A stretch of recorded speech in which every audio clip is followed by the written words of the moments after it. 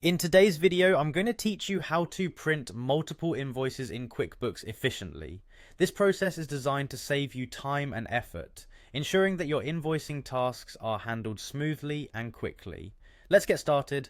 First, you'll need to log into your QuickBooks account, head over to your preferred web browser, and navigate to the QuickBooks online login page. Once there, you'll see the sign-in option, so go ahead and click on that. If you don't have an account yet, you'll need to create one, but assuming you're a current user, continue by clicking on QuickBooks Online. Next, you'll need to enter your login credentials. Carefully type in your email address and password, double check that everything is correct to avoid any issues logging in, and then hit the Continue button. You're now ready to proceed with managing your invoices. Once you've successfully logged in, direct your attention to the navigation bar on the left side of your screen. Here, you're going to look for the Sales tab. Clicking on this tab will give you access to all your sales related data and functionalities. It provides a clear view of all your current and past transactions, making it an essential part of your invoicing tasks. After opening the Sales tab, click on All Sales.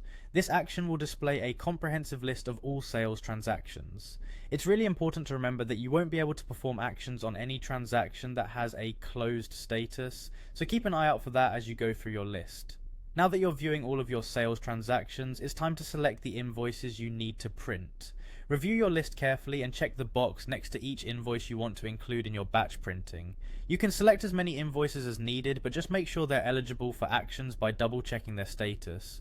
With your transaction selected, navigate to the top of the list where you'll find a button labeled Batch Actions. Click on this to reveal a drop-down menu. From the options available, you're going to select Print. This initiates the process of batching those selected invoices together for printing. Your final step involves simply confirming your print settings.